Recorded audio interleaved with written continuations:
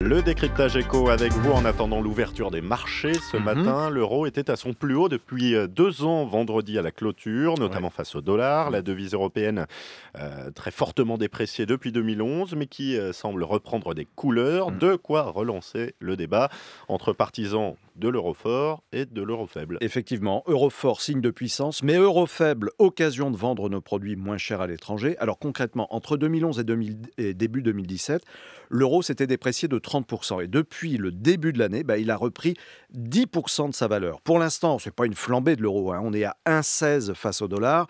Lors de l'introduction de la monnaie unique européenne en 2000, on était à 1,18. Donc on reste compétitif sur la scène internationale et nos entreprises qui exportent en profitent. Pas de flambée, mais une remontée. Des explications à ça? Alors, écoutez, partout les indicateurs sont meilleurs. Pour preuve, les dernières prévisions du FMI publiées hier dimanche, la reprise mondiale s'affermit, dit le Fonds monétaire international, qui relève même ses perspectives de croissance pour la zone euro à près de 2% pour cette année. Par contre, il prévoit un infléchissement côté américain pour 2017 et 2018.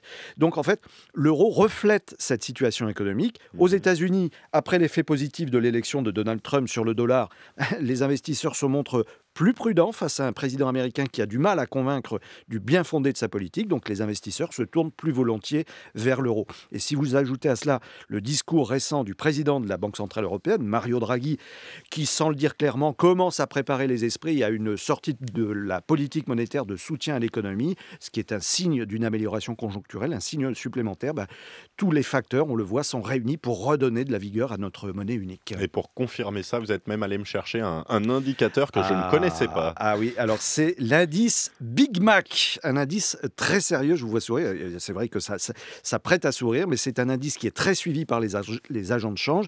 Il a été créé par l'hebdomadaire britannique des affaires The Economist. Alors depuis une trentaine d'années, le prix du célèbre hamburger, produit on ne peut plus universel, est observé partout dans le monde et sert de comparatif entre les monnaies locales et le dollar. C'est-à-dire que le prix du Big Mac est différent, bien sûr, selon les pays, mais la base de calcul reste le dollar. Donc on voit la différence de change dans chaque pays. Et bien, selon les projections de ce dernier indice, l'euro devrait continuer de s'apprécier face à un dollar qui reste surévalué, selon Big Mac, de 15 à 20%. Alors on pourrait se demander quelles sont les conséquences concrètes pour nous particuliers, vous et moi.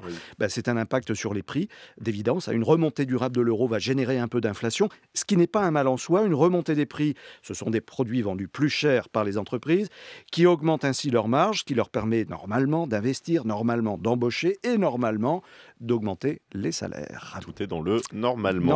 Dans le reste de l'actualité économique, Emmanuel, la réforme du droit du travail qui passe devant le Sénat à partir d'aujourd'hui. Oui, jusqu'à jeudi. À majorité à droite, le Sénat devrait durcir le texte à la demande de la Commission des affaires sociales qui a adopté 31 amendements. Le plafonnement des indemnités prud'homales est l'un des points les plus controversés. Et puis tiens, la plateforme Airbnb permet désormais d'accueillir des réfugiés. Oui, le groupe américain de location d'appartements entre particuliers permet à ses membres clients de mettre gratuitement à disposition des chambres pour héberger des demandeurs d'asile ou des réfugiés en France.